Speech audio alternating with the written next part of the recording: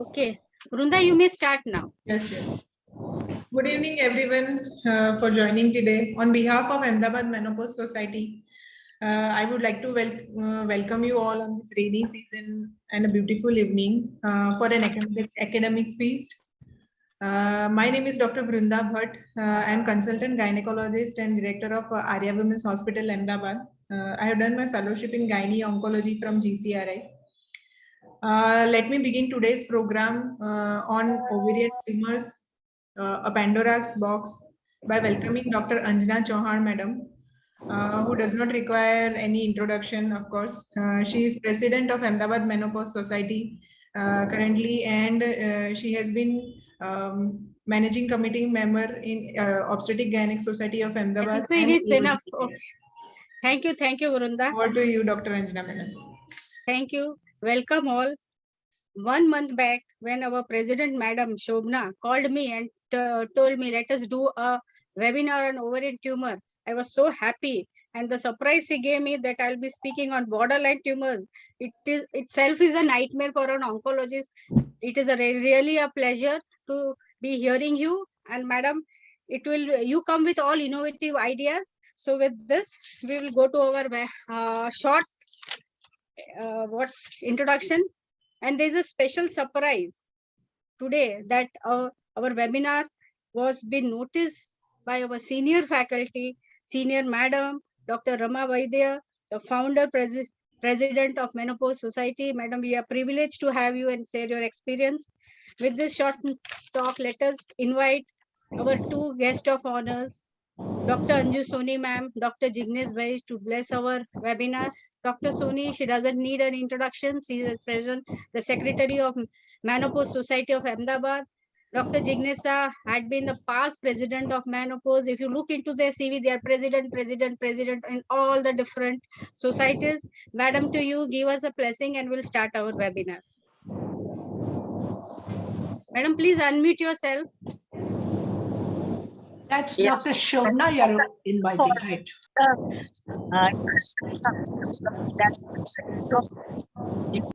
Secretary General of Indian Menopause Society by a blessing of all the seniors, and it's a pleasure to have Dr. Rama Vaidya ma'am today in this webinar. She doesn't require any kind of introduction, we all know, and I was really motivated by her when I was there when the society was launched in 1995, when I had gone for a fellowship Mumbai in the inauguration ceremony when this society was launched, and I was very motivated with her, ideas.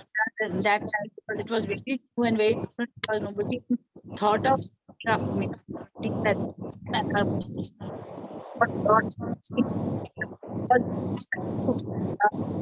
You with her, she you get to become start thinking in the line she is thinking, and that is what is a great human being and a great motivator she is.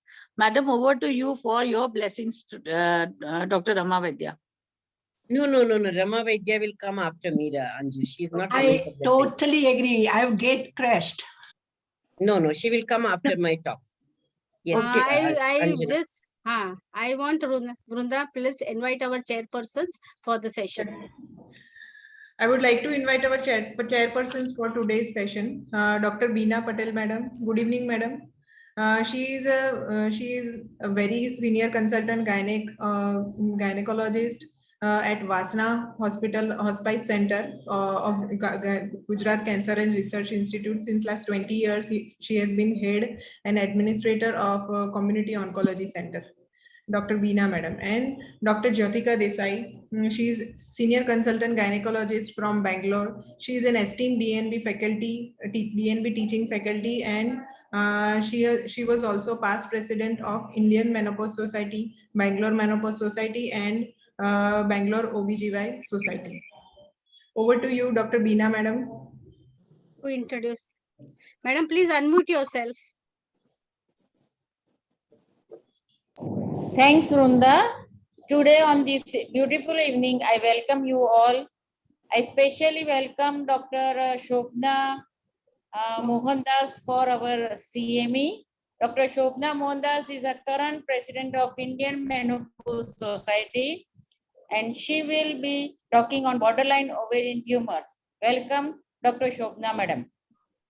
Good evening, all Ahmedabad people. You have come in large numbers, and I'm privileged to have the founder president, my mother figure, Dr. Rama Vaidya here. So I will be talking to you on borderline ovarian tumors only for 12 minutes. And after that, we are eagerly awaiting to listen to the special, difficult cases, unusual cases that she has seen in her illustrious career. And we are waiting for that also. So now I'll share my screen. I will be speaking to you on borderline ovarian tumors.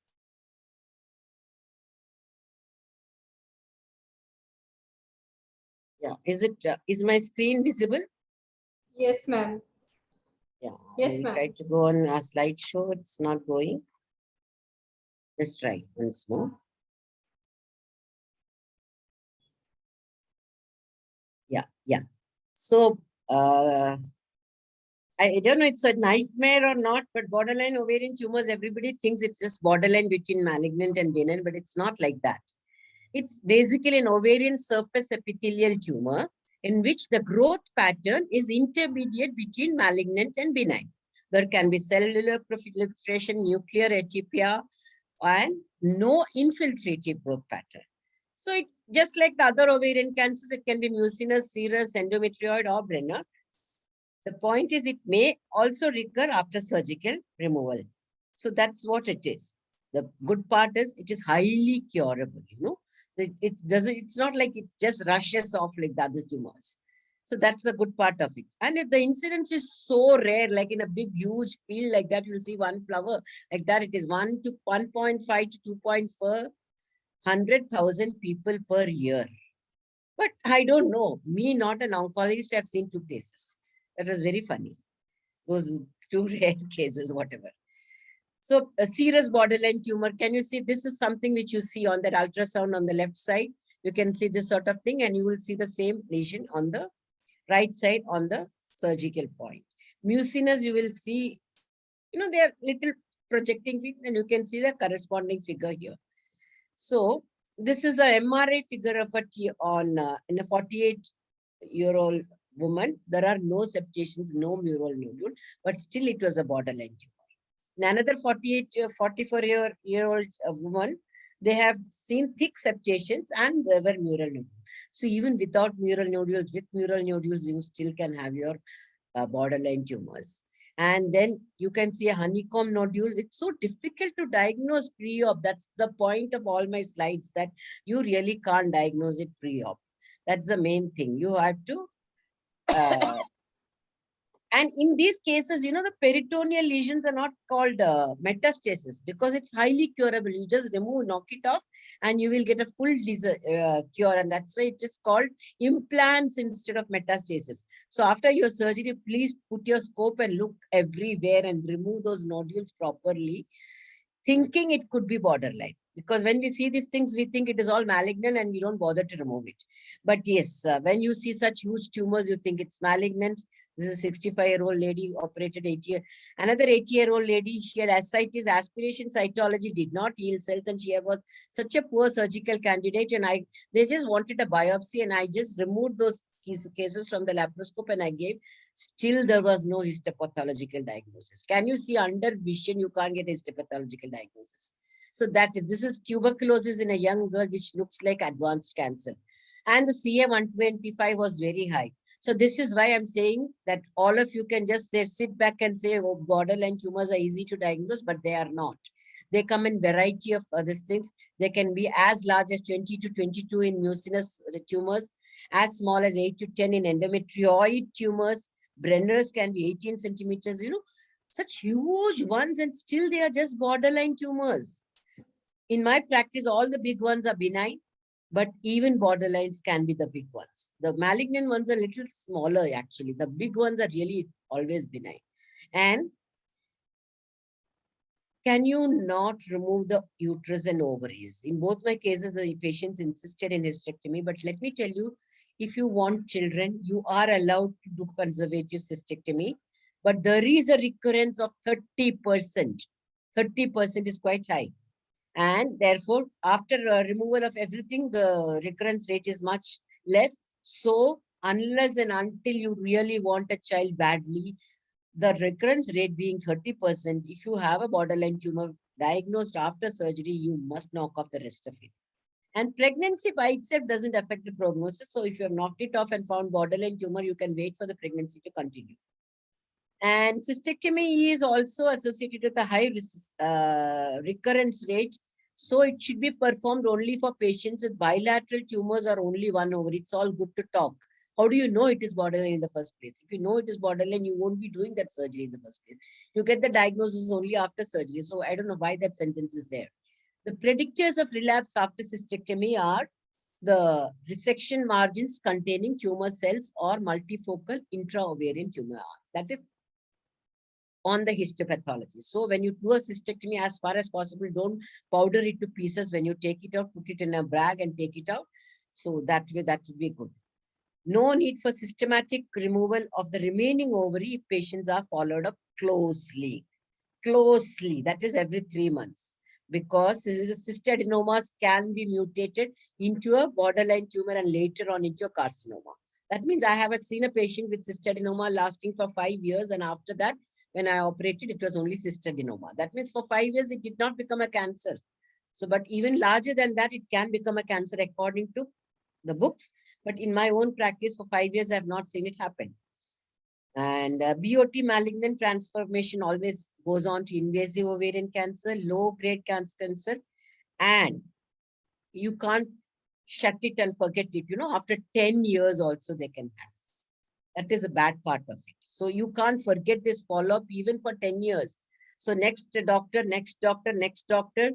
So they have to go on continuing. So initial years follow-up is every 3 months, then every 6 months, every year after that. Imagine going to a gynecologist every time. That's very scary, right? Transvaginal and transabdominal ultrasounds are enough. You don't have to do an MRI every time. But the psychological impact of going to a gynecologist, waiting for a relapse is considerable. That's why you knock off everything once you decide that it is, even if it is only borderline. Okay, there's an intraoperative frozen section has a tendency to underdiagnose the disease. So you don't have to send all these cases to fancy oncology centers. Sorry, oncologists sitting in the panel. But let me tell you, because even if in a oncology diagnosis with a center with a frozen section diagnosis, only 31% of patients, they will underdiagnose it. So all the great oncology centers can also be wrong. And restaging procedure could be omitted if there is no micropapillary pattern and a careful exploration has been done. Don't knock off the ovarian cyst. Look at the whole abdomen, even if it looks benign. Even if the recurrence is higher with conservative treatment, the mortality rate did not increase. Even if it recurs, you can still cure the patient and still she can go for Zumba dancing. So the point is, whenever you think of a woman is having a benign disease, don't just forget it. Please resect all the lesions, even if it looks benign to you. Should the uterus be removed? There is actually a very low rate of uterine involvement, you know, with BOT patients. But yes, we do end up doing it because optimal staging needs correct pathological diagnosis, and good way to know it is by optimal staging. And systematic lymphadenectomy can be omitted. In fact, you don't have to be a good laparoscopic surgeon or a good laparotomy person and remove all the lymph nodes and injure the ureter. You are allowed not to do it. Only if it is mucinous cases, appendicectomy can be done. But how do you know unless you have a report? After that, you can go in for appendicectomy if you like, if it is mucinous. In fact, all my serious patients, none of them have recurred. Yes, recently one of my mucinous ovarian tumor, benign even if it was, after 2 years did recur. So mucinous, they do recur, and so probably appendix has to be removed. So the point is, BOT is resistant to chemotherapy. That's why you have to remove everything. Even platinum-based chemotherapy doesn't work. So the only way you can remove everything is with your own surgical knife, whether it is laparoscopy or laparotomy. Chemotherapy is not going to work on borderline ovarian tumors. That is the hallmark of borderline tumor, ovarian tumor, because it takes a long time to develop. And in that long time that it takes to develop, even if it is only 2 centimeters, it will take long years, but it is chemo resistant in those years, and no advantage in stage 1. And it can not decrease relapse rates or improve survival rates.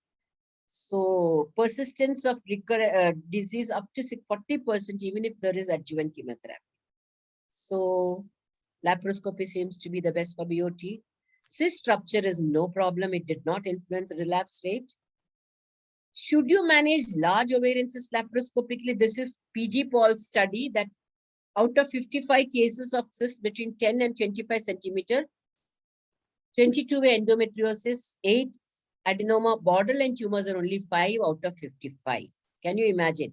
And this is one patient of mine who has undergone a 15 centimeter cyst in an unmarried girl. Now it is 12 years after the surgery and she is now happily married. She's awaiting to get pregnant, but she still has no problem. So these are all cases with most of us laparoscopic surgeons have been seeing over the years. Just because you're scared of borderline ovarian tumors, you do not have to go and do a oophorectomy for these big cases. That's there. So I think I will skip this slide about characteristics of borderline ovarian tumors because we do have to hear another speaker. I'll just go to the conclusion. Pre-op diagnosis of BOT is difficult. Conservative surgery and follow-up is possible, but it's very scary. Recurrence is usually low grade, but can occur many years later. And the hallmark is that it is usually chemo resistant. Thank you so much and welcome Rama Vaidya madam. We are waiting here to hear you. Thank you so much. Good evening. Can you hear me? Yes, madam. Okay. Dr. Anjana, I have forwarded 3 slides if possible. Otherwise, don't bother. No, madam, I will try to share. Don't worry, I'm just sharing. Yeah. Oh, great.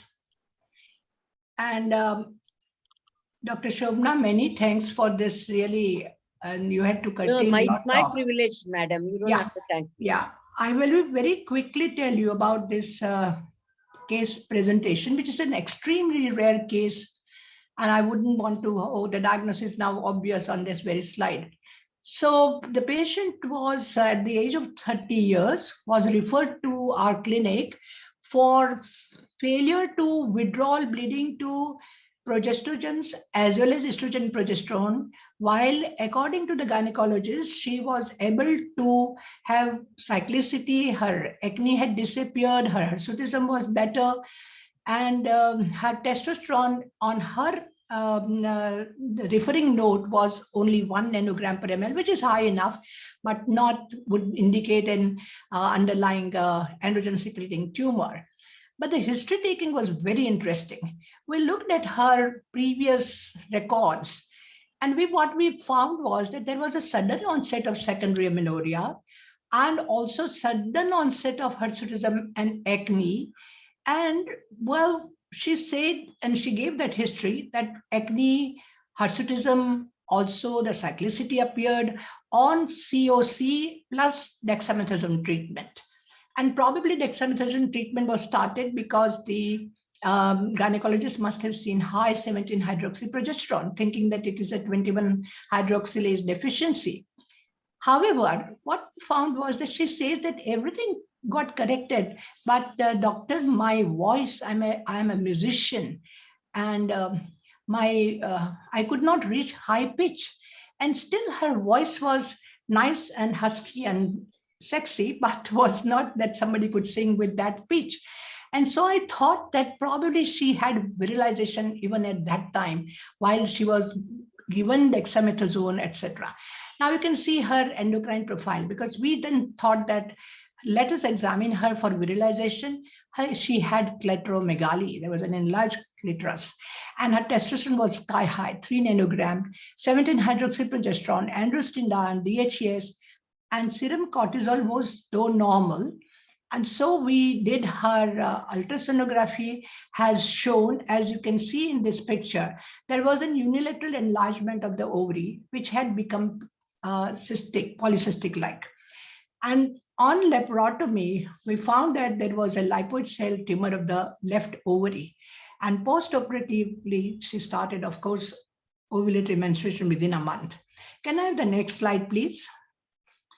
Here you can see that how corticosteroid-induced normalization of androgens had delayed the diagnosis of lipoid cell tumor of the ovary, which is extremely rare. And it was very surprising that within 6 months, we had 2 such cases. And somebody like Dr. Anita Borges, who has seen so many cases of virilizing tumors of the ovary, she says that I've never seen a lipoid cell tumor of the ovary. It's extremely rare condition. And it's a very rare condition. And I think that since it can be suppressed by both COC as well as dexamethasone, one has to keep that in mind, that something that gets suppressed by corticosteroids, one should not presume when 17-hydroxyprogesterone is high. And it is also known that this also, like what Dr. Shobna Madam said, that it can turn into the rarely but malignancy. Even this lipoid cell tumor of the ovaries are known to be that it can get converted to malignancy. As the next slide shows, which may be just the, is there a next slide? No, madam.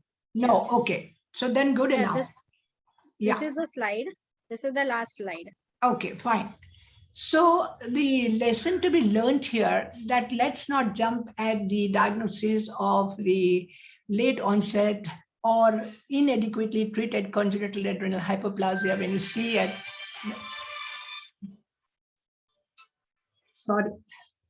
Let's not jump to the diagnosis of the either congenital adrenal hyperplasia or late onset adrenal hyperplasia. So I wanted to share this case. And if anybody has any experience of this, please share it.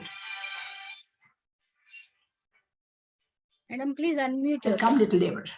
Yeah, what about the chairpersons, Jyotika and Dr. Beena? Would you like to talk? Then we will. Yeah, first I would like to talk about your talk, Shobna. That was very illuminating and to the point and so precise. And you made it very interesting too. Thank you so much. And Dr. Rama's cases was so very interesting because it presented in a different way. And it was only after doing the excision of the tumor that we could make out that it was a lipoid cell tumor of the ovary. Thank you, ma'am, for presenting such interesting. Madam, how big was the ovary, madam? How big was the ovary on scan? It was enlarged. And in my... How enlarged, madam? Because so many ovaries are enlarged otherwise also. Right. I don't exactly remember now to give you the dimension, but it was definitely unilaterally enlarged. And in my lectures for hirsutism and PCOS, I always say that don't jump to the diagnosis of PCOS if you see very common to see enlargement. Large ovaries. Yeah, and also unilateral enlargement of the ovaries should be always suspected with something different than the polycystic ovaries. Now, her ovary got converted to polycystic nature because androgen secretion will give rise to that. And there is so much of the local androgen that it got converted into a cystic ovary, while the other ovary was not. Actually, when there was basically the hoarse voice and... Ma'am, when there is clitoromegaly, yeah, you always suspect an androgen secreting tumor from the adrenal or from the ovary. But not many people examine for that. See, the history taking is so important. When she said that I suddenly could not go to the higher pitch. And to me, her voice sounded like there are people who would have liked to have a husky voice and sound a little sexy. Madam, in but corona she did not, and she overlooked. really complained about that. And you could make out that this is a sudden onset of hyperandrogenicity. My God, you have to be really on your toes to catch all this. Because in corona times, everybody's got a husky voice. Maybe you have to see the clitoris then, Shobna. You have to catch it. Every case of hirsutism you must see for clitoral enlargement. There's no question about it. You're really making us scared, madam. Now, what all to look now? My God. Real eye-opener. Thank you so much. Thank you. Thank you so much. Thank you so much. Anjana, are we on Yes. time or do we have time Yes, for yes, discussion? yes. No, madam, we move on to our second lecture. I request Dr. Jyotika to introduce Dr. Fagun and we'll have our second lecture, third lecture. Thank you, Dr. Anjana. It's a pleasure to introduce Dr. Fagun, who is one of the senior most gynecologists in Gujarat. He is very famous for his sticking to time. In fact, maybe you can set your watch according to the way he talks. So with great pleasure, I invite Dr. Faguncha to deliberate, give Thank his you. pearls of wisdom, sir. Yeah, thank you, Madam Jyotika, Madam. And let me tell you, I don't have a presentation to make. It was, and it is good that I don't speak much before my teachers who are there. With profound gratitude and humility, I would say that Dr. Atul Munshi and our Madam, both are my immediate teachers, and it would not be good if I talk or deliberate on something like this serious a topic before them. But it was sir's insistence that I need to talk for 2 minutes, might not be directly related to the topic of today's interest, but what we see in day-to-day practice as far as the oncology, clinical oncology part is concerned. And the first and foremost that I would like all of us to, maybe this is my humble suggestion, that more number of postgraduates that we include as far as our training schedules and modules are concerned would do a world of good when we talk on these critical aspects.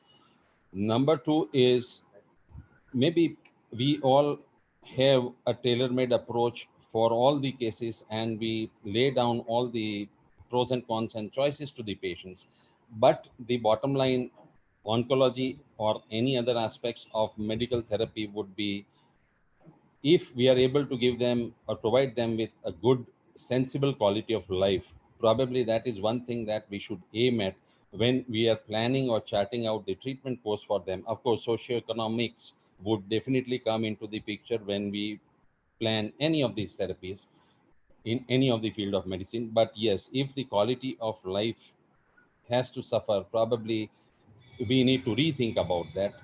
The other point which I would like to always emphasize, and I always tell when I talk or deliver, is the man behind the machine is very important. We all need not, we don't do that, but the young generation usually trigger friendly, I would say. I would not just like to comment or make an overzealous argument about it, but clinical examination starting with a very detailed history taking can never be replaced by any of the modern gadgets. And these days, we see many of the young generation budding consultants coming up who have already discarded a per speculum or a per vaginal examination. A transvaginal probe is kept, or maybe they just hook on to get an MRI done or something like that. But what we were taught by our teachers was examine the patient, come to a provisional diagnosis, have a differential diagnosis in mind, and that would be substantiated by the additional investigations that we move on. This is something which we should never forget as far as managing the patient's clinical aspects are concerned. And without wasting much time and keeping you waiting between the other interesting sessions to come, I think I would like to end here. Thank you, Dr. Anjana, for inviting me. Thank you, Munshi sir. Thank you all. Thank you, Dr. Fagun, for that excellent advice to our youngsters. So your message will be a clinician first, then Yes. everything else follows. Thank you, sir. I request Dr. Brinda Bhatt to introduce the moderators of the interesting panel, which we are going to have right now. Thank you Dr. so much, Brinda, madam. Dr. Jignesh is joined. I could see that he's joined. I don't know if he's in Good. front of a screen, but he's there on the. Yes, I think. Good evening, Dr. Jignesh sir. Now I would like to call Dr. Sonal Kotlawala madam and Dr. Supriya Dalan madam for starting our panel discussion on ovarian tumors, a methodical approach. Jignesh bhai, are you there in front of the screen? No, he does not seem to be here. Okay, fine. Yes, go on. Yeah, here he is. Yes. Yes, madam. Dr. Sonal Kodadawala is Let him gynecologist speak. and Na ART Jignesh Bhai specialist. was supposed to speak initially. We would like to hear Dr. Jignesh Sir, Bhai. unmute yourself. Please Unmute unmute. yourself. No, I have unmuted. Okay, sir. I want to listen today Yes. Okay. because this is a subject आपका to my heart इलाका and है, I want आपका to इलाका है, listen. Ahmedabad है. हाँ, सब अपने लोग हैं. हाँ, चलो, चलो. He can moderate along with us. He has that kind of, knowledge. And Okay, go on, Brinda. Yes. Dr. Supriya Dalal, madam, she is a very bold and bold consultant gynecologist, and she is very dynamic surgeon as well. I would like to welcome Dr. Sonal Kodadawala, madam, who is a senior consultant and ART specialist at Kodadawala Women's Hospital. Please, madam, start today's panel discussion on ovarian tumor. Yeah, just yes. Let me share our screen. Hello, good evening, everybody. Everything audible? Yes. Perfect. Yes, I can. Both of you sitting together. That's great. Yeah, that is, now that is the sign that COVID is at last receding. Symbiosis. Symbiosis. Yes. We are co-moderators, so we will do together. Anyway, that was really nice discussion. I mean, the topic. Actually, in our slides, we were worried that how to deal with borderline tumors that we would know, and you really cleared the idea for us. So we'll skip those slides. That would be a good idea because everybody has got good. Very nicely elaborated. Yes, thank you. Let's invite the panelists. Okay, so now we are actually lucky, both of us, because we are not very much used to malignancy and all that, but we have very eminent subject experts with us.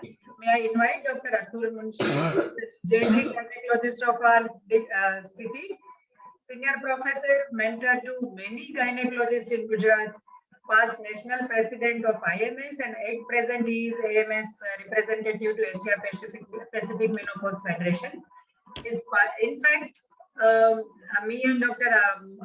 Chauhan were discussing that he was the pioneer to start, this academic activity on net. Like years back, distance learning started with, he was one of the pioneers to start that. So welcome, sir. Thank you. Okay. Then we'll invite Dr. Ava Desai, again, professor and one of the very respected faculty. She's in the onco-gynec field. She's past president of Gynec Onco Association also of our Indian Society, and very knowledgeable and affable and pleasant personality. So we are really lucky, both of us, to have both of them on our And always there to guide us whenever we are in soup. We always call her whenever we find something unusual in our malignant. Thank you. It's an honor to be here along with Dr. Munshi as an expert. Sir, it's an honor to be an expert along with you. Oncology expert is you. When my cases, I'll refer to you. I don't do it. Thank you. We all are, I think majority of our menopause society people are, not oncologists. So we would really benefit from ideas from both of you. Then will invite our panelists, esteemed panelist, Dr. Aarti Patel. Again, she is professor and active academician at Ahmedabad Hospital and Medical College. She's we not Madam Aarti when as a start and stylish lady who is this, and along with that, she has recently published a textbook on placenta accreta spectrum. So welcome, madam. Thank you so much. Thank you so much. I just finished reading that book and it's excellent. Oh, thank you so much. I recommend it to everyone who is into obstetric practice. Thank you so much. Thank you so much, Supriya. Welcome, Dr. Savita Tyagi. Though we may not know you personally, but your CV is really very impressive. The chairperson of IMS Rural Committee 2021 and secretary to AOGS Obstetric Society. And in fact, she is founder president of Agra Menopause Society. So, madam, we were eager to listen to your views about all the cases. Thank you for our invite. Next, we will invite Dr. Munjal Pandya, a very young and very energetic associate professor, faculty at LG Hospital, very popular among all gynecologists and his PGT students also. Thank you, ma'am. Thank you so much, ma'am. And last, Dr. Monica Patel, experienced consultant with a very sweet voice and very pleasant persona. Hi, Monica. Hello, ma'am. Thank you so much. So that begins with case one, please. Yes. So we just had one case which was very interesting, and I would like our panelists to closely review the case. She was a 25-year unmarried girl with regular cycle and no complaints. She just lost 3 kg around, which were in 6 months, and she was trying to lose her weight, and she was obviously very happy of losing this 3 kg. She came from the hostel to mom's place for a vacation, and the mother requested, "Doctor, why don't you just do a routine checkup?" She had a sixth sense, and she was right. The ultrasound results were shocking. She had a 38 by 10 centimeter by 24 centimeter transverse diameter arising mostly from the ovary with fine internal echoes, no solid nodule. It was a cystic wall measuring up around 3 millimeter or so, and few thin wall daughter cysts seen within. Sorry about the typo. There was no vascularity seen. And the left ovary was also enlarged with altered echogenicity. The size was 45, 49, and 43 millimeters. These are her sonography pictures, but these are routine spleen, kidney, liver, and these were the scene. This was the scene. A few daughter cysts here, and this was the echogenicity which we saw, and this was the size of the tumor, 40 centimeter, up to the zipisternum. Dr. Arati, may I give you the first question? Yes. What should be our next move? So considering her age, history pattern, that she hasn't got any menstrual abnormality, only the ultrasound report suggestive of bilateral cystic lesion and weight loss, we have to, looking to her age and the size of the tumor marker in a form of a CA-125, as well as the epididymic protein 4 has to be evaluated. And I think looking to her age, the other germ cell tumor marker has to be also kept in mind. So we did order everything, and the tumor markers, we would come, so that we did the tumor markers. And I would like to press on what tumor markers actually we should have ordered. Looking to her cystic lesion, we did CA-125, we did CEA, we did CA-19-9, and we did HE4. Everything was normal in her case. Everything was normal. Everything went into the normal. So the question to the panelists would be, what would be our differential diagnosis in this case to begin with? Because let's go on the differential diagnosis of an ovarian mass. Any ovarian mass. Anything. Leave apart these cases. It could be a hydrosalpinx because it's a transversely broad lesion. So it can be a hydrosalpinx or an infective tubo-ovarian mass, which it was 40 centimeter, no complaint. 40 centimeter was the size. Could be a cyst adenoma, because in those that. Sorry? Could it be a cyst adenoma? So we are right now just discussing the differential diagnosis, that what should be the differential diagnosis in her case or in a general ovarian mass.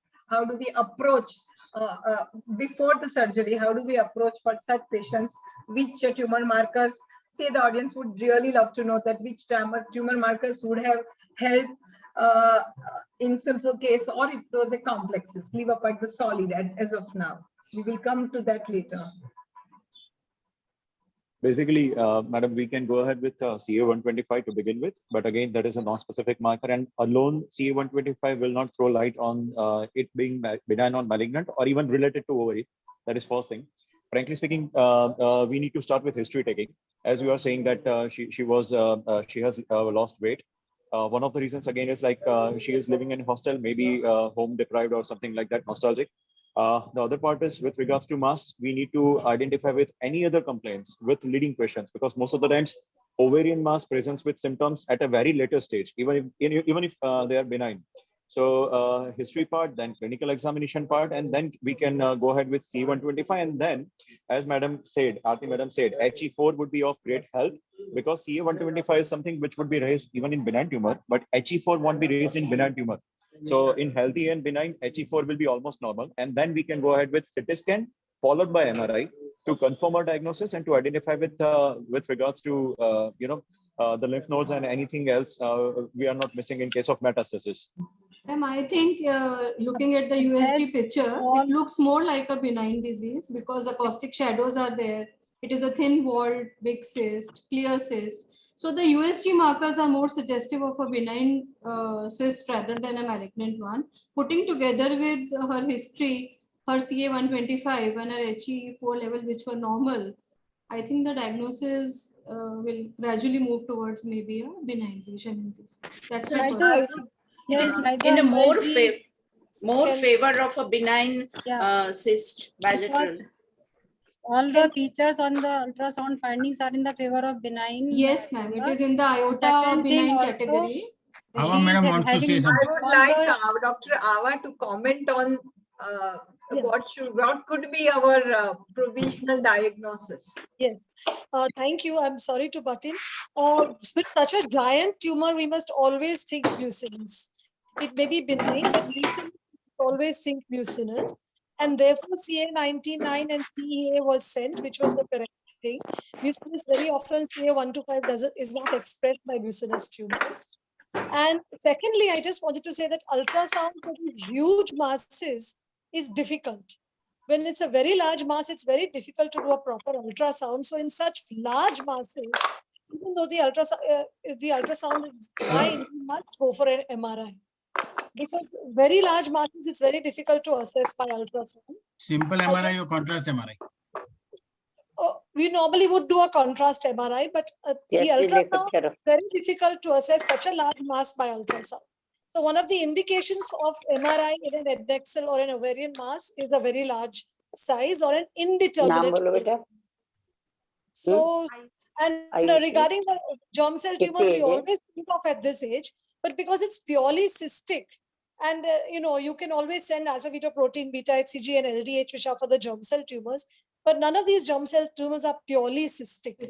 HE4, yes, of course, HE4 is not raised. And Roma index is not 100%. And it's such a huge thing, we're going to do some operative interference. So I'm not depending on how much she can afford. I would even avoid doing the germ cell tumor markers in this case because it's purely cystic. Is there any role of ascites? There is no ascites here also. I beg your pardon, sir? There is no ascites also. So There's that no also ascites. yeah, so that also suggests benign one. Yes, yes. Yes. So we wanted, thank you panelists and thank you our experts. Before we wanted to, Dr. Munjal, somebody has to speak. Ma'am, somebody has to mute the mic. Somebody has to mute the mic. We can't. Whoever is speaking. Hello. Yes. Hello. Can you listen to us now? Yes, please go ahead. Yes, ma'am. Yes, ma'am. We just wanted to ask about the IOTA International Tumor Analysis. Dr. Munjal or whoever wants to answer. Yes, ma'am. So basically, it is the benign or malignant, as Dr. Awaben has already said, but just yes, ma'am. Sonography findings, we would like to differentiate between the two as a routine gynecologist. It consists Yes, of ma'am. DNA So- and okay. You start.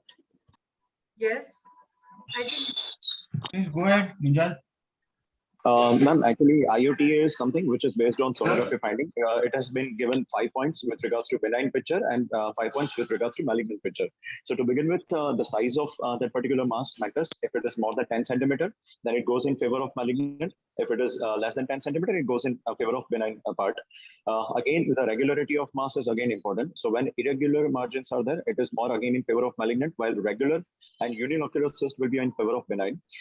With regards to the shadow, the acoustic shadow would indicate the benign part, while the at least 4 papillary projections in the structure would indicate the malignant part. And again, the blood flow, when there is increased blood flow, it would be going in favor of malignant part, while no blood flow in that particular mass would suggest benign picture. So there are points, and there is a chart with regards to those points. As we know that the IUTA is something which is you need to chart the number of masses, you need to chart the, there are rows B1 to B5, and there are rows from M1 to M5, and then there will be serial number for the number of masses, and the charting and the total will be done, which would indicate again more in whether the mass is in on the side of malignant or benign matter. Yeah, Dr. Aarti ma'am, you were my madam, you were my senior. No. I wanted you to tell me about if at all there is a color Doppler, if you're doing a color sonography, and it is a moderately vascular tumor, which was there in this particular case. Is there any importance of the pulsatility index, or what resistance we would be expecting if it is benign or if it is malignant? Would it add any value for the diagnosis purpose? Usually in case the PI. Usually in cases of the benign tumor, the vascularity is comparatively low, and it is more specially found in the peripheral region. While in case of the malignant tumor, that is more, it will be center, and the pulsatile index will be definitely altered in case of malignant as compared to the benign. Low resistance also, because it lacks the muscularis wall, all the neovascularization. That was just to finish vascularity score is given by the, if there is no flow, then it is 1, if it is minimal flow, then 2, if it is moderate flow, then 3, and if strong flow, then 4 is 4. Yes. Color Doppler is a must in this case. Yes. So what other modalities, anyone from the panelists, I would like to know what, there was a sonography report, there was a Doppler which they put, So but we should obviously we should go for an MRI. What will MRI No, tell that us is what I now? wanted to know, that in this kind of size of tumor, whether you would like to go for any other modalities, would you like your patient to spread more? As Dr. Ava ma'am has already explained, that USG is not a very reliable source if you have a very big size tumor. It's MRI is better in soft tissue visualization, and so better definition of the tissue will be found on MRI. So MRI will tell us what is the kind of cyst that is there, whether there are some things which are missed on ultrasound. Then CT scan can be done to see the spread, suppose there is any in these cases. So both CT and MRI are required in such cases of ovarian tumors. So Dr. Savita madam, what do you routinely do, whether you go for direct MRI or CT in this kind of thing? MRI to know the what type of the cyst is there, and to CT for to see the spread of the whether it is distant spread is there or not. Just to differentiate between that. So your take-home message is like, if we get this kind of cyst, we have to insist for MRI for all the panelists and even our speaker, the experts.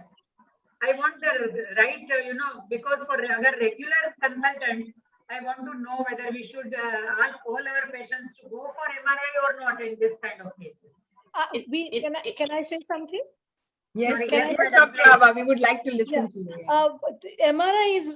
MRI can be reserved for something which is indeterminate. The ultrasound is a fantastic tool.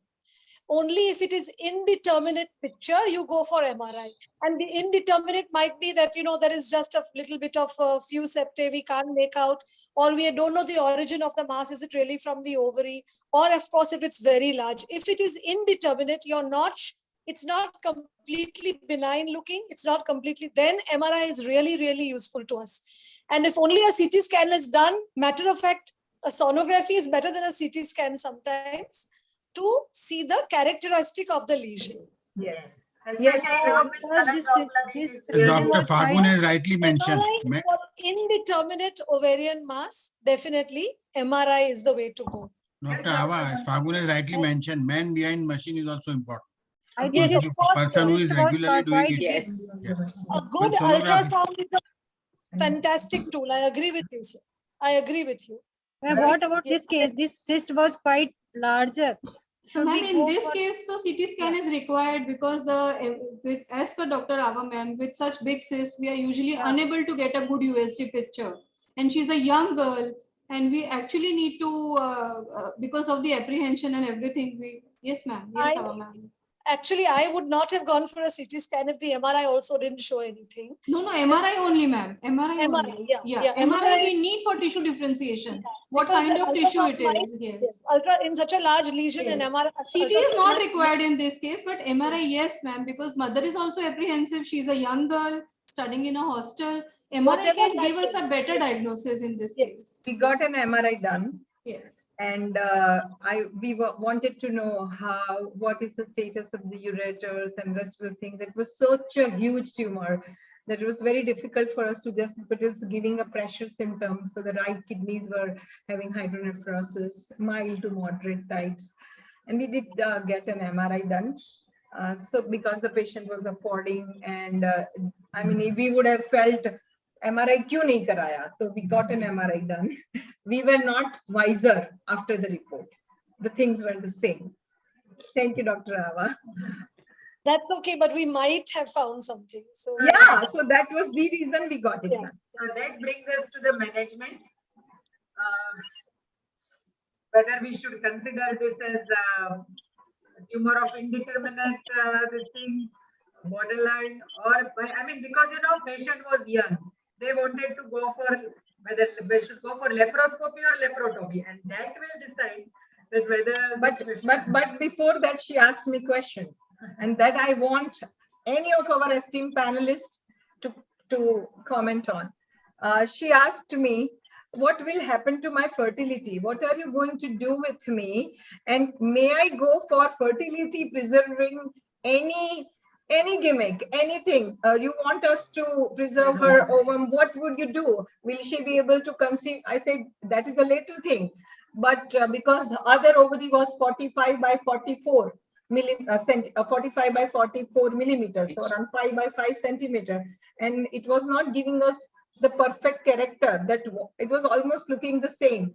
She asked me the question, what will happen to my fertility, and should I go before you operate for any egg preservation? Any one of the panelists who want to speak? With such a large ovarian tumor of one side, I think we should not wait for our ovum preservation for few cycles, because there is a risk with such a bigger size of ovarian tumor. So better to approach for a definitive line of treatment. Dr. Monica, what would you have answered? Ma'am, difficult question, but I think I would leave it to the patient. That if they want to, they can go. Giving hormones in this kind of ovarian tumor when we are not sure about it, I think we would.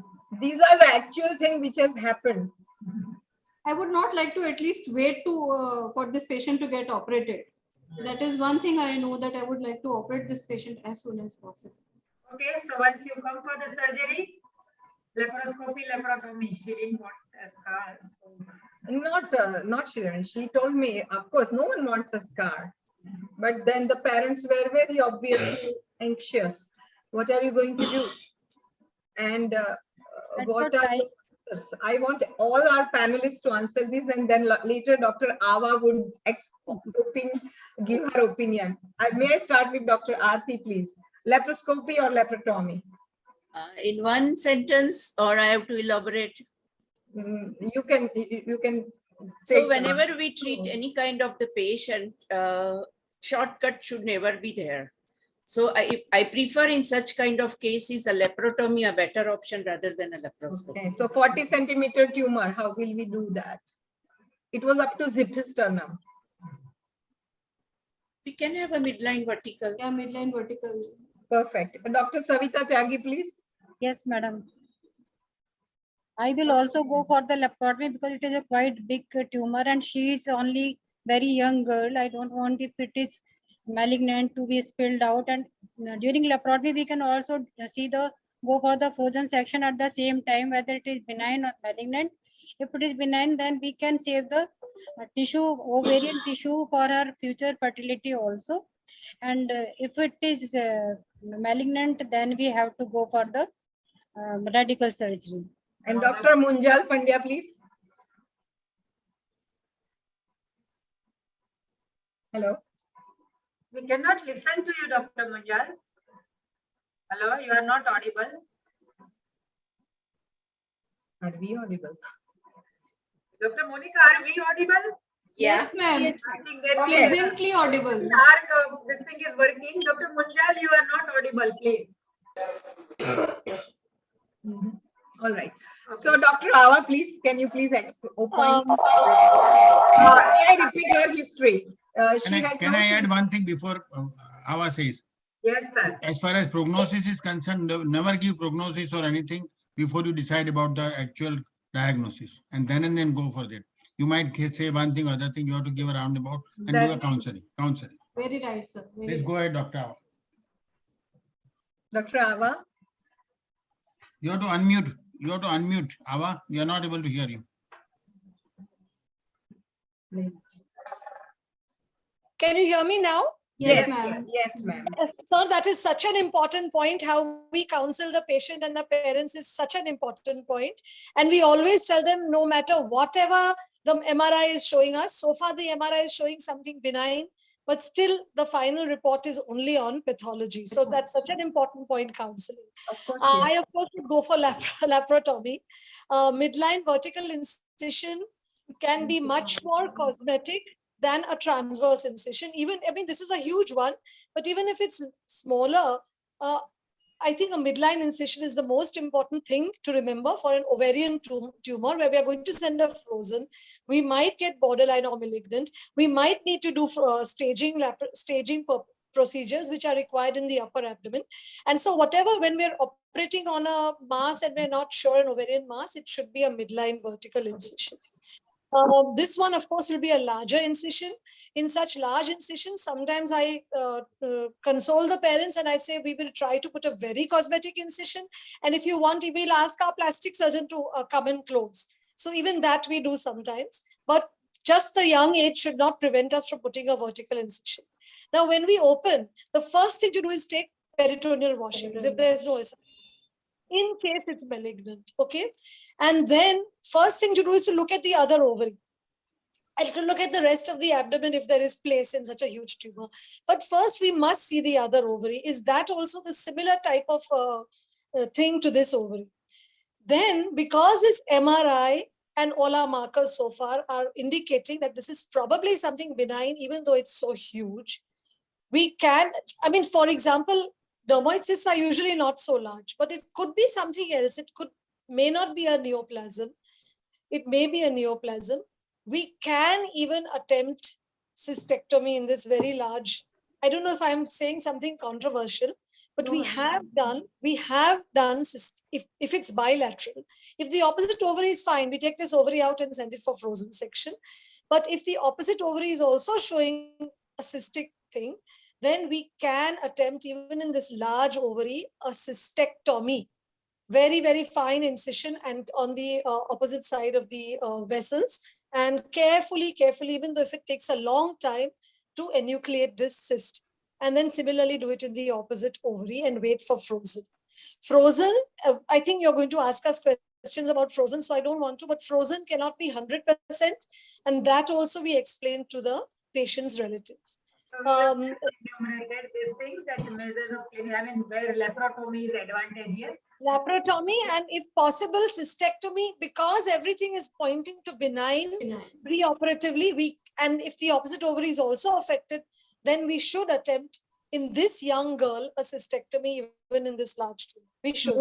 May I interrupt? This girl had all the tumor markers in normal limits. normal limits, She had which is not. She had a huge tumor. She had a very huge tumor. Generally, larger the tumors, generally they kind of are more towards benign nature. I mean, cystic, rapidly rising. So ultimately, that girl. We in our experience, rarely we have done cystectomies in these large tumors. The frozen has turned out to be borderline. We explain to the parents and close. Yes. It has been done, and we also have done it if possible, because she's so young. We want to preserve fertility, if it's not malignant. Yes.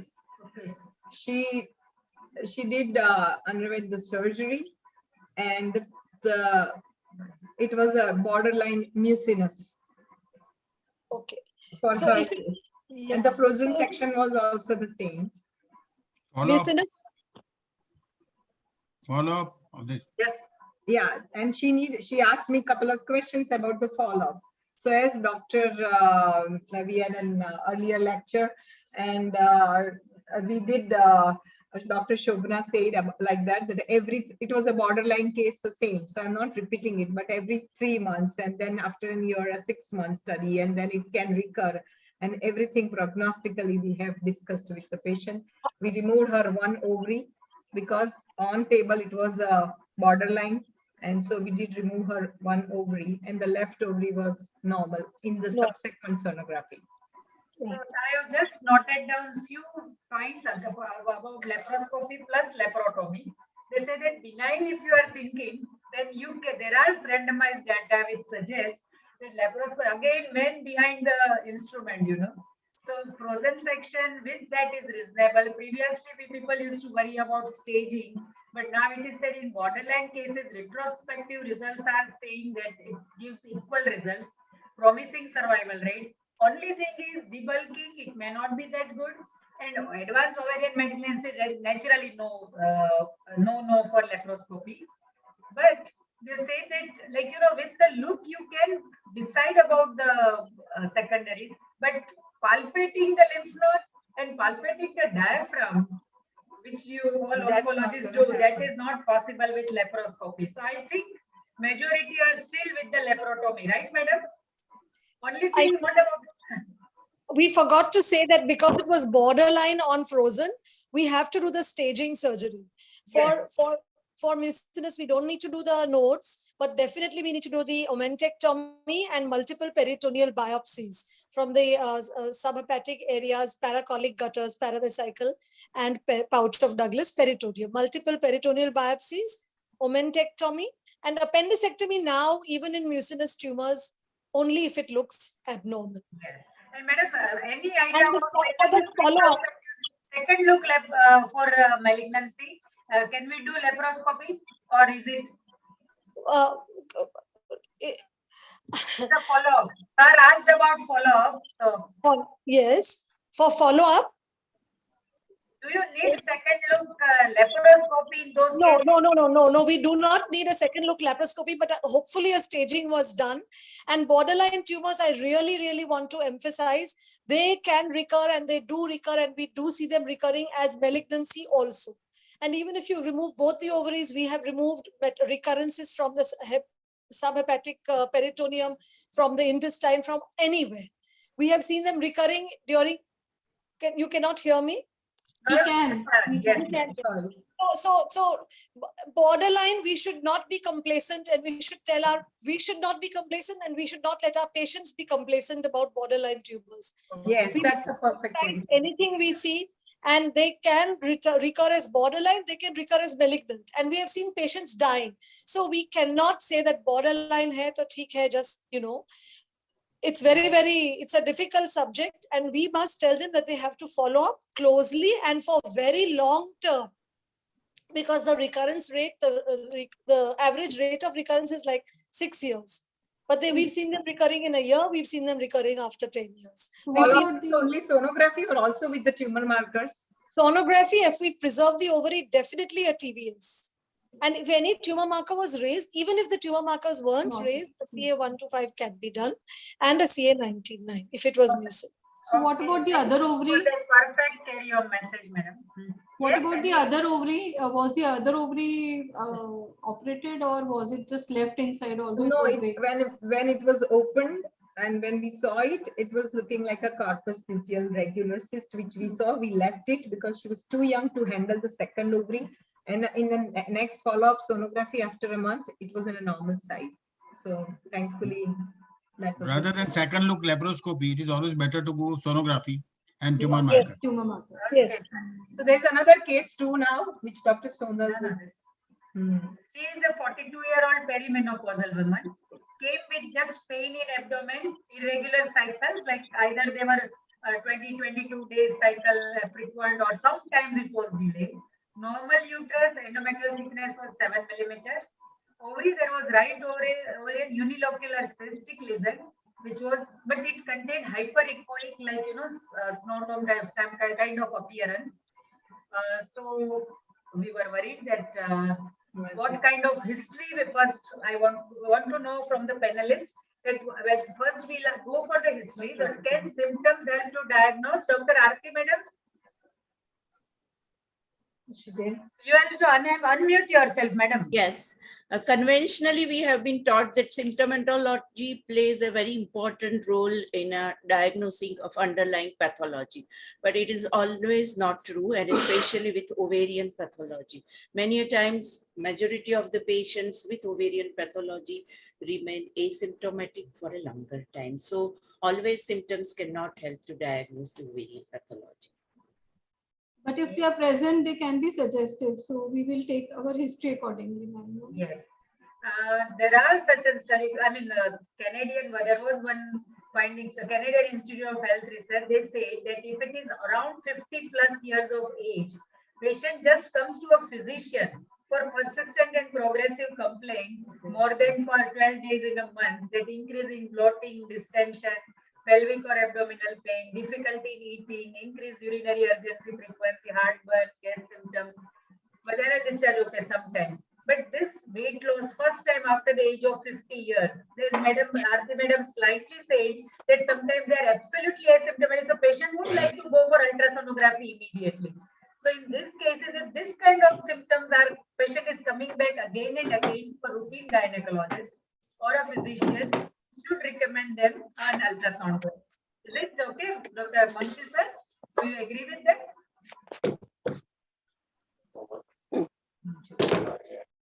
Okay. So basically, in her case, this was an ovarian mass, and we wanted first. She wanted to know whether she should go for surgery or not. There were no markers which were positive.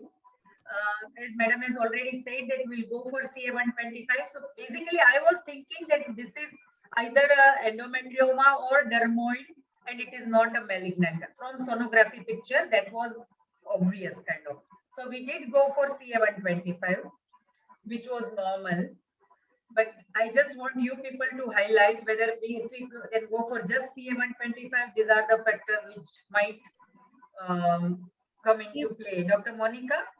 Madam, How much should we rely on our CA125 as a routine gynecologist when we see an ovarian mass with just no, ma'am. CA125 is a very deceptive tumor marker. It is raised in a lot of other situations like endometriosis, PID, and generally other non-gynecological issues also. So only relying on CA125 is not a thing nowadays. We should ideally go for HE4. I would anyway call Anjana madam and ask her कि ma'am मैं और क्या कर रहा हूँ. So I think HE4 level we should do in this case, and then put in the Roche Roma index, and then both the levels when we put, it is a very easy calculator. Preparing for this panel today, I had put 2 readings in it, and it is such a nice calculator, and it gives us such a easy way to diagnose whether the patient is in a high risk or a low risk category.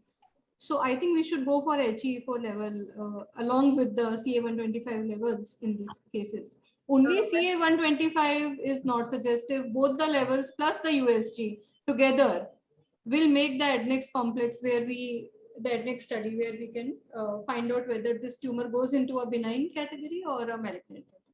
So my question again is, in case like CA125 is 85, Okay, and ultrasonography picture is showing this. So should we go for HE4 or, I mean, all of us, like, you know, we should directly send it to an oncologist to go for it.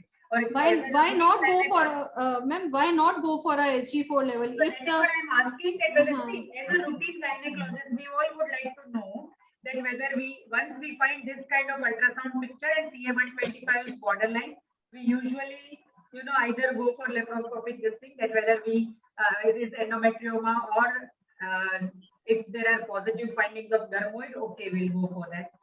But should we all go for HE4 in these cases? Madam Ahmedabad, I want your opinion also.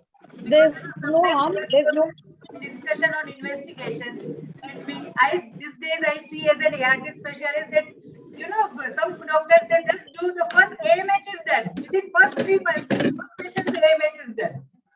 So we have to go for evidence based. In this case, should we go for HE4 directly? An expert sonography is the best thing. CA125, I just want to say CA125 is normal in 50% of stage 1 ovarian cancers. And therefore, the problem is we are seeing many patients who are done, you know, laparoscopy, and the thing is up and removed. And the reason for doing the laparoscopic procedure is that the CA125 was normal. So that is one thing, we should not rely on CA125 and decide on that whether to go for laparoscopy. That's off the thing. In this case, probably endometriosis, maybe just God knows. Anyway, whatever it is, there is no harm in sending an HE4.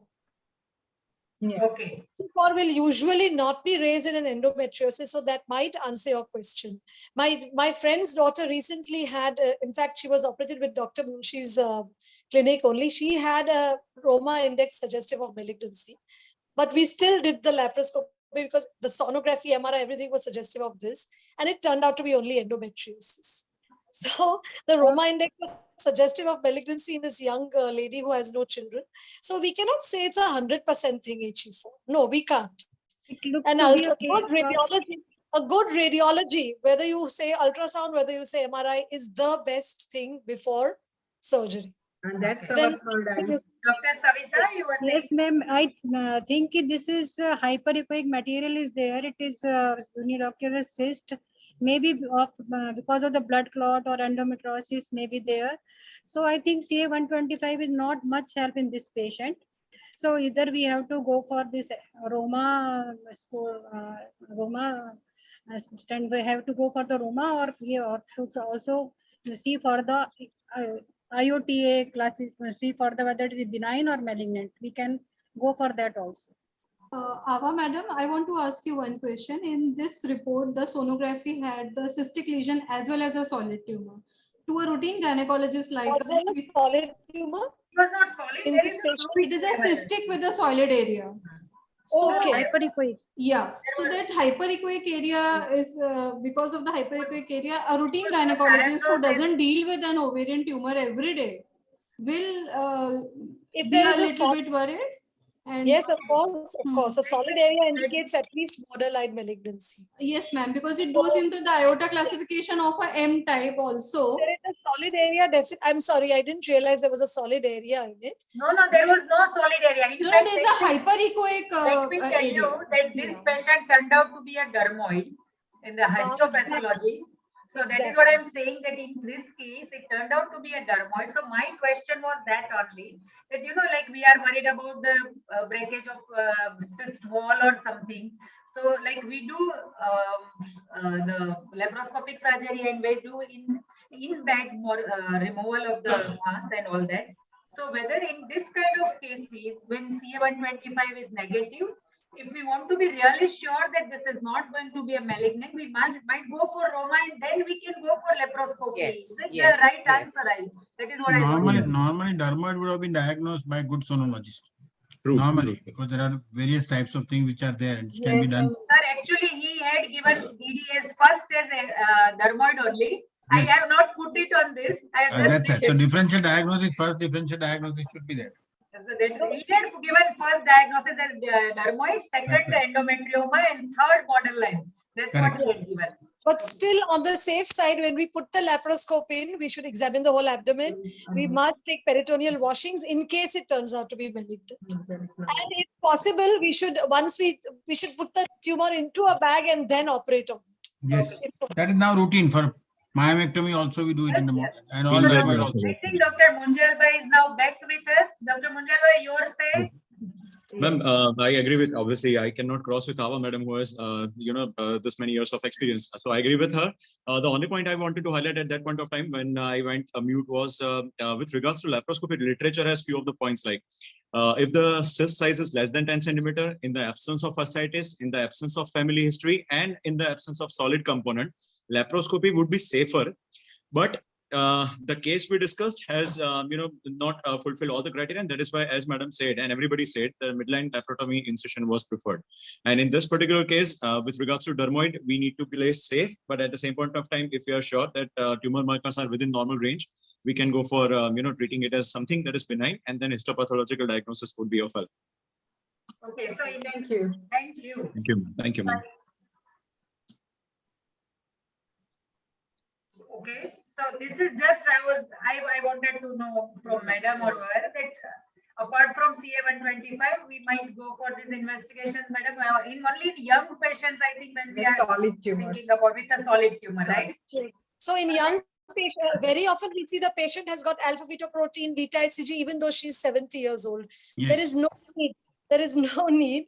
And inhibin, of course, if we are suspecting a granulosa cell tumor, inhibin is the thing to send. But no need to send the germ cell tumor markers after 40. 40 is the cutoff point for germ cell. Yeah. Thank you. So that was a good carry-on message. Okay, so now that brings us to frozen section. As Madam said that you are going to talk about it.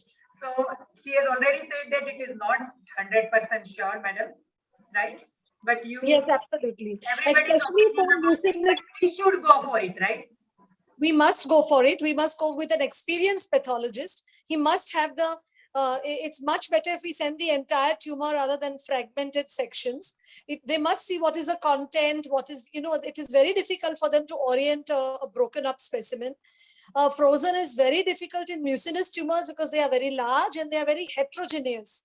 One area might be benign, one area might be borderline, one area might be malignant. So for frozen, especially in mucinous, we have to tell the patients that right now it's borderline, but it may turn out to be malignant in the final histopath. So for serous tumors, it may be the accuracy may be above 80%. But for mucinous tumors, the accuracy would be less, something between 60 and 70% only. Okay, Madam. Dr. Aarti, Madam, when we go for frozen section, do we take multiple biopsies or just which is the area which looks very suspicious? Obviously, multiple biopsies are better. Okay. So I think it takes around 1 hour for them to decide that whatever whether frozen section is positive or not. So can we just send a few, 1 or 2 and then go for another ones? I don't know. We can keep talking to our pathologist on the phone when he grosses the specimen, yes. If he's, so it doesn't really take an hour, but it does take about less time. Yeah, it does take about 40 minutes, and I think it's worth it. Finally, yes, it's finally worth the wait. All pathologists may not agree or to talk to you. You might be talking to our That is true. Why I ask this question is that most of our laparoscopists, when we put this tumor in the bag, we usually do not wait for frozen section. We feel that okay, we'll remove it in bag and then we'll decide whatever is going, because then our general anesthesia time goes way beyond that. So that is why I wanted to ask Dr. Aarti Madam that whether she does it that way or not. Usually send multiple, I wait, and as Dr. Ava Madam said, constantly talking with the pathologist will give better insight. Yes, that would be beneficial to patients. Okay. No, I think with frozen, the pathologists are very forthcoming. They usually talk with us. They also want to, find out what they usually talk around, because whatever we have done, the pathologists have been very cooperative. They are also happy doing frozen sometimes. We have say 10 minutes left now. And just one word about endometriosis and ovarian cancer. Are they more prone for that with those endometriosis people? there was a previous slide which I had kept, but we didn't discuss about it, that, risk factors. I just wanted to highlight this, that we know as the age advances, the ovarian malignancy goes higher, madam, right? But Yes, apart from absolutely. genetic later on, but this is that a long term in history, a long estrogen window, early menarche, late menopause, relative or absolute infertility. These days, people are incessant ovulation induction on them. And at the age of 45, somebody comes with ovarian mass and she has that history of taking all kinds of ovulogens for 10 years, 15 years, then we have to worry more about getting a malignancy. Yes, I true. wanted to highlight that point. And Yes, with increasing number of endometriosis, all the panelists and Dr. Avan, Dr. Munshi, do we find more ovarian cancers, especially the endometrioid? Are they at high risk? That is what we want to Are we ask. getting more and more now? 0.5 to 1% chances of developing this endometrioma into the cervical, this ovarian cancer are there. But they are very deceptive. The Yes. picture of an endometriosis can mimic the Now it ovarian is tumor. definitely proved that endometriosis is high estrogen condition. In fact, now no longer oral contraceptive pills also we give for that. So, Patients who are on the there are certain reports which say that it is a mutations of the gene, but this is a very novel. This thing to say that iron produced in the fluid of endometriotic cyst promotes oxidative stress, which in turn may cause genetic mutations and malignant progression of ovarian cyst. This is a new concept that this might be malignancies, ovarian malignancies in those with endometriosis. Nowadays, endometriosis is considered almost a neoplasm, and we Yes. do see. Which is estrogen dependent, right, madam? Yeah. 2 days ago, I've operated on a Paris woman with bilateral huge adherent chocolate cysts. And because of the MRI, I knew that one of them is going to turn out to be malignant. And it did. It was. One is not borderline, malignant. And the other side, it was an endometriosis, just endo. So carry we on do messages. Then we see just them quite on often. ultrasound, if you have an endometriosis. Yes. Yes, we must. Radiology is very important. Frozen is very important. Patient has to be explained. And fertility is secondary, but life is first. So we have to consider all sorts of things. And nowadays, clear cell carcinomas are known to arise from endometriosis. Okay. The pathology of malignancies has changed now. And of course, we see endometrioid and clear cell carcinomas. And the pathology of clear cell carcinoma is it that the origin is from endometriosis. Only problem is when we that patient. brings us, madam, again for when you say that their origin is from somewhere. So now we want to know that if we are doing a regular hysterectomy, what is the role of, as Dr. I like to tell it opportunistic salpingectomy. So whenever you get an opportunity, do a salpingectomy. So tell us that when we are doing our regular hysterectomy, and patient is at what age and when we should go for either oophorectomy or salpingectomy in all, or whether it is the origin from tubes or from peritoneum, just let us know. If the patient is a high risk patient, meaning if she belongs to a high familial risk, or she has a BRCA mutation or a Lynch type 2 mutation, or a personal history of cancer like breast cancer, then the ovaries come out too, not just the tubes. And we can definitely give her some supplementation, but the ovaries must come out. Otherwise, if there is no high risk, then just doing an opportunistic salpingectomy at a younger age and oophorectomy maybe after the age of. The new dictum is keep the ovaries as far as possible unless there is a high risk, and yes. try to remove the tube because newer evidences is coming up.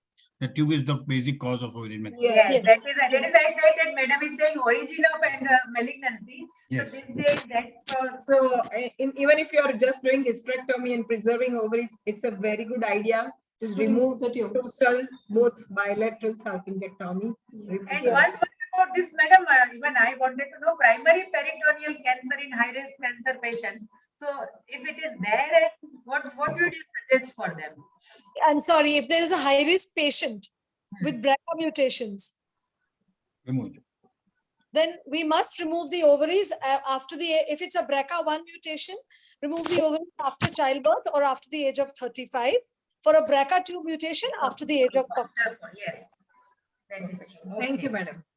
The problem will come once you remove the ovaries and patient is go for menopausal symptoms. What to So, give, sir, how to give. our take-home message is low risk. We just remove tubes because that they are likely to be the origin for malignancy, Correct. and we preserve the ovaries, right, for our all of us. Yes. That is the take-home message. Okay. Yes.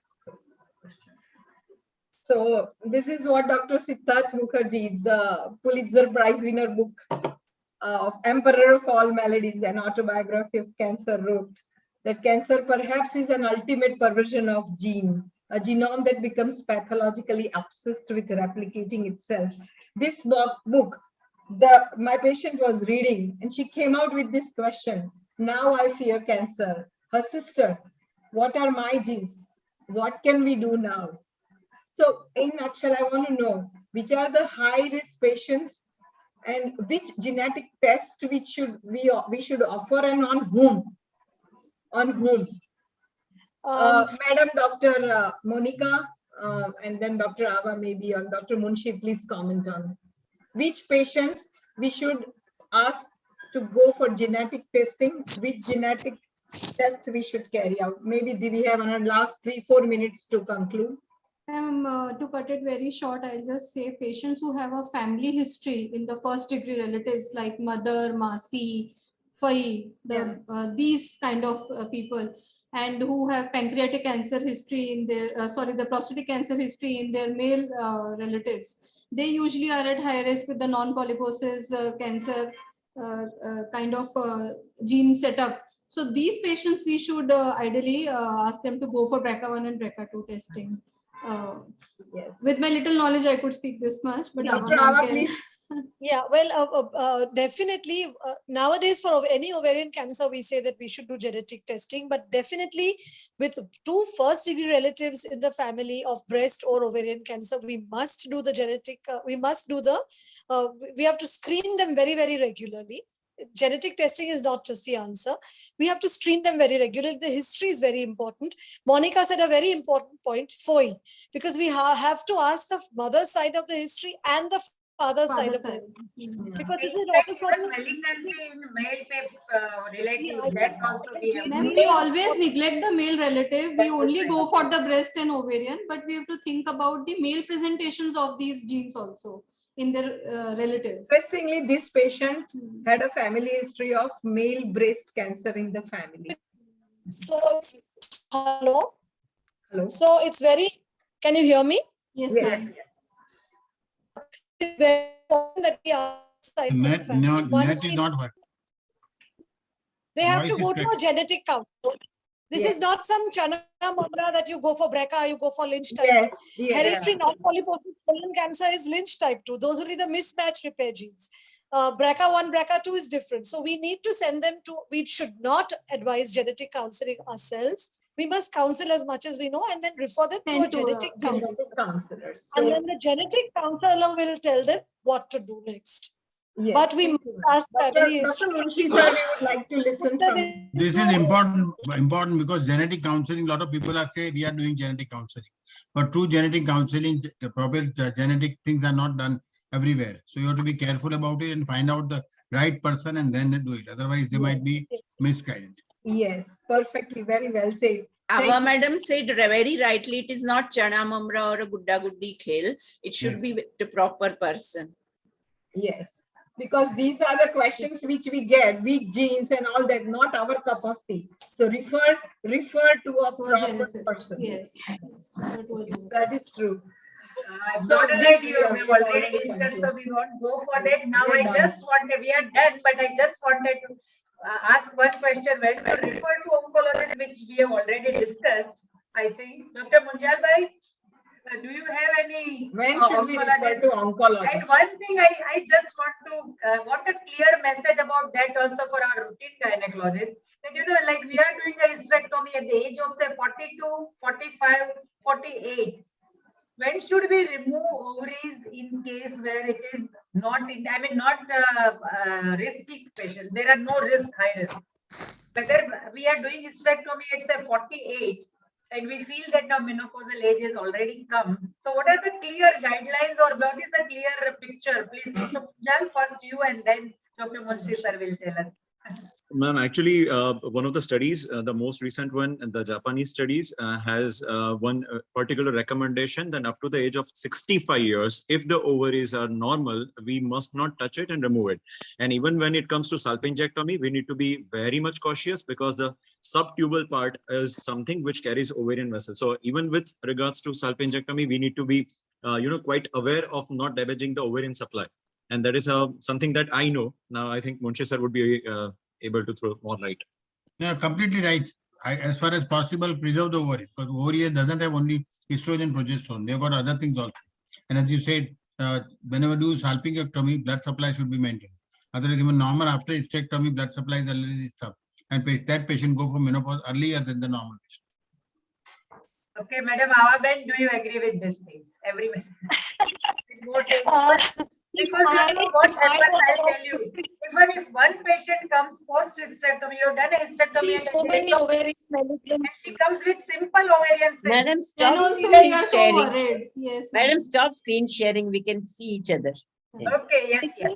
I think it's extremely important that we discuss with our patients the pros and cons, the pros of keeping the ovaries and the cons of keeping the ovaries. And then we take a joint decision along with it.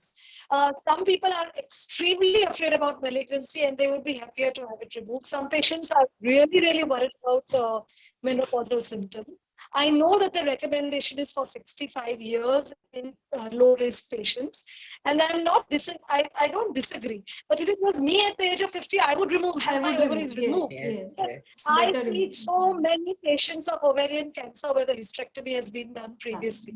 So I think I would discuss the pros and cons with my patients. I know the patient is 65, but if it was me, I would have my ovaries removed at the age of 50 if I was going for a hysterectomy, because I see all the cases of ovarian cancer after hysterectomy is done 7 years ago, 10 years ago, etc.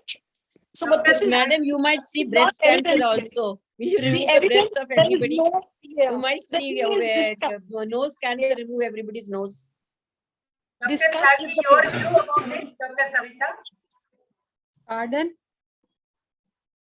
Regarding the removal of ovary at the age of 48-50. Roll off? When you are doing Removal of at the ovary. age of 50, Removal of ovaries. ovary or not? Ma'am, I will not prefer to remove the ovaries at the age of 40 because patient will suffer so much. I'm talking about 50. Yes, ma'am. If patient has passed the menopausal age, then definitely I will like to remove if there is some problem in the ovary. But if the ovaries are healthy, then I will not remove the ovaries even at the age of 50 years. Okay. Because these ovaries secrete hormones even at up to the age of 60 years.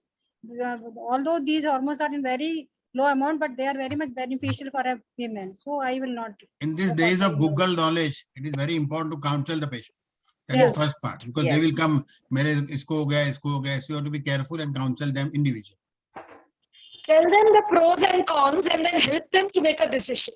Yes. That's the most important. Correct. Dr. Anjana, would you like to throw light on this, Dr. Anjana Chauhan? My words will be of whatever Dr. Awa Desai say. Whatever I agree with madam. And we see so many patients after post-hysterectomy. So probably after the age of 50, probably 55, I will like to remove the ovaries. We also see lots many cases where post-hysterectomy is ovarian cyst. So 50 when menopause has reached, I think I understand the guidelines suggest that, but we have to explain it to the patient that you might end up with ovarian cyst later on, but still it is better if you keep your ovaries to improve and keep your hormones in order, right? And there's one interesting case, I think so it can be discussed from Dr. Trupti Nayak. I'm a general gynecologist in medical college at present. I have one patient, 38 years with 36 weeks mass size in 6 months. Severe anemia, CE is 12. Let him talk about it himself if he is online. Pardon, madam? Brings us to end of our session. Let him unmute and talk about it. Special thanks to both our experts. Thank you, Dr. Thank you so much. Thank you so much, Priya and Sonal. Thank you. Thank you very so much for inviting us for the panel. Thank you very much. Dr. Supriya and Dr. Sonal have given justice to the topic completely. all our panelists are also well learned and they've given complete things from symptomatology Thank you, to everyone. treatment part of it. We are very happy. I have learned so many You things. let Because Dr. most Trupti Naik most talk of the about time the I used case. to refer to So much of kind Ava, words. so I'll be keeping my patients sometimes with me and then send it to Ava. Thank you. Thank Dr. you. Anjana, now you Honored can to be on the panel. Thank you Thank you so very much. much. And Thank you you, really, Manchawa Ben chose Munshi, chose sir. the right things. Namaste. Thank you, ma'am. you. Thank you, Everyone sir. chosen the Thank you. right things to Thank you, I would discuss. like to hear the Dr. Trupti Naik's case. Dr. Trupti Hello. Naik, could you please Hello. talk about it? She is Trupti going to Naik, say. you unmute yourself, Dr. Trupti. Hello. Yeah, Hello. she's speaking. Yeah, Dr. हाँ Trupti, हाँ you're audible. हाँ madam, मैं medical college में हूँ, Jamnagar medical college में associate professor. अभी मेरे पास है ना एक पेशेंट है, 38 years, around 36 week size mass, cystic mass in CT scan, and she is present with me with severe anemia, 2.5 gram hemoglobin. I have corrected her hemoglobin with PCV and send all tumor markers. Almost CEA is 12.5, and big large mass is there. The flanks are full of mass, and it is looks like cystic mass, no nodularity, solid things are felt. Here our have a facility for frozen section is there, but I cannot able to do, if malignancy are there, then pelvic no dissection I cannot do. I can do only TH with BSO, mentectomy, appendicectomy with the help of surgeon. So what can I do? Right time to refer to oncologist. Yes, that is, I am in dilemma because if malignancy come, then I am in trouble. Such a large one usually is not malignant. Mucinous adenoma chances are there. Mostly But benign, but borderline. Will be mucinous.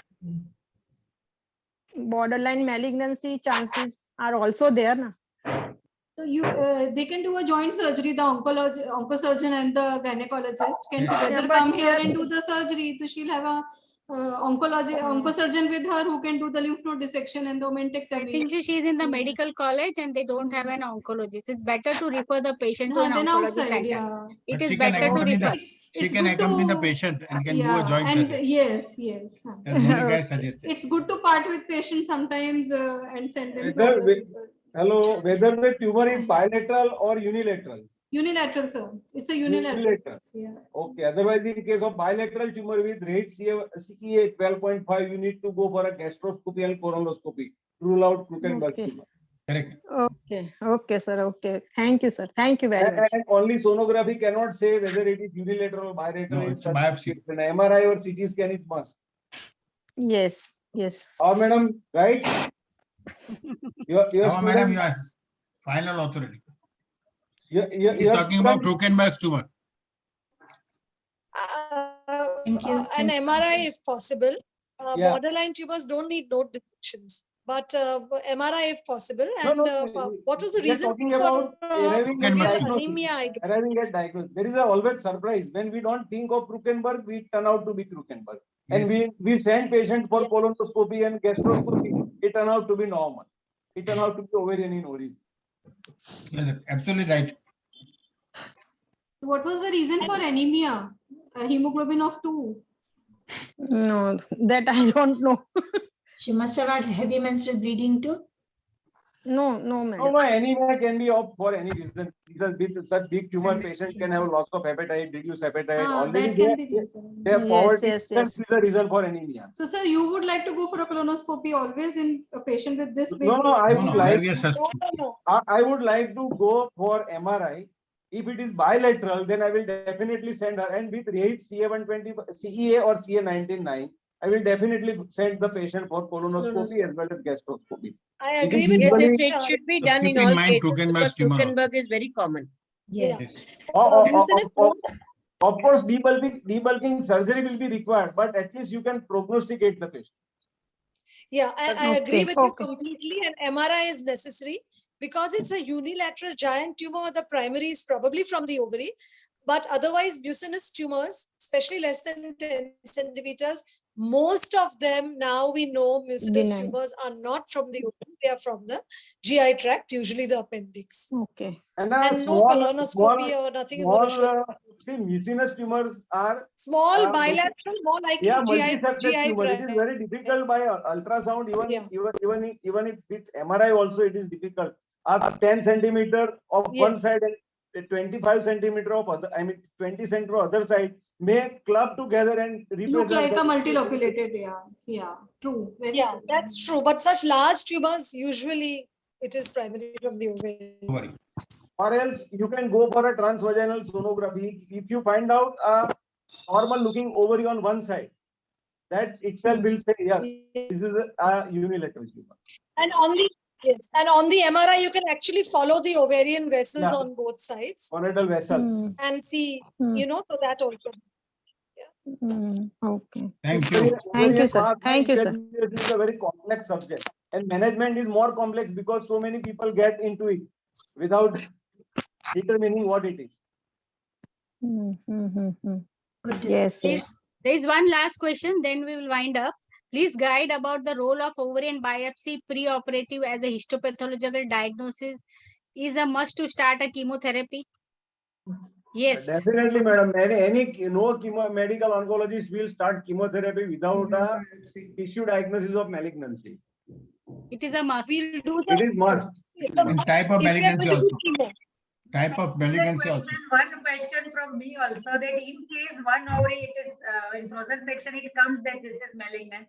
Do we have to biopsy the other ovary if it is large in size or little bit bigger? Do we have to biopsy? No, we do not biopsy if it looks normal. Take a question from the audience in this. Do we have to biopsy the other ovary? No, biopsy, whether you have decided a conservative fertility preserving surgery, Yes, then or you have decided radical surgery. If you have decided for radical surgery, We are removing one ovary which has a mass. So, and we are preserving another ovary, but we are not supposed to biopsy that, right, madam? Yeah, if we are doing fertility preserving surgery, we have to remove the malignant ovary. And if there is no obvious disease anywhere else, we have to do all the staging procedures. Yeah. And if we're keeping the opposite uterus, the endometrial biopsy should be normal and the ovary should be closely inspected. If there is some suspicious lesion on the ovary, then we take it out and send it for frozen section. But otherwise, the other ovary should be closely inspected only. Endometrial biopsy must be normal. All the staging procedures have to be done. If after 7 days, any of your biopsies come positive, like omentum or peritoneal biopsy or nodes, then we cannot do fertility preserving surgery in epithelial ovarian tumors. Then we have to go in again and remove the opposite ovary and the uterus.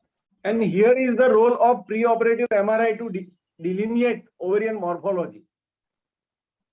There are only certain conditions where you can do a fertility preservation surgery. There are the germ cell tumors. Even germ cell, if it is a omentum positive, you can preserve the opposite ovary. Even in stage 3. Second thing is well differentiated serous carcinomas, epithelial tumors, well differentiated granulosa cell tumors. These are, and mucinous well differentiated, and endometrioid. These are the only tumors where you can do a fertility preserving surgery. If your pathologist is saying even if it is a tumor localized to ovary grade 3, you have to again go and remove it. It is stage 1C. So you have to be very careful. It is not only the fertility preservation type, but you have to decide upon the histopathology, the tumor markers and everything. It is not only one thing.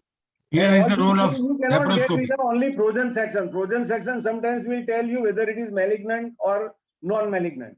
Sometimes you might have done a conservative surgery depending on the frozen section report. But in a later stage, when a fixed specimen, that is a formalin fixed specimen report comes as a high-grade carcinoma, you have to go inside again. Go and do a surgery. Maybe you can defer the surgery for a couple of weeks. I mean, giving chemotherapy and then going for surgery later on. But otherwise, repeat surgery with removal of other organs is must. Frozen section is 20% false negative. Yes.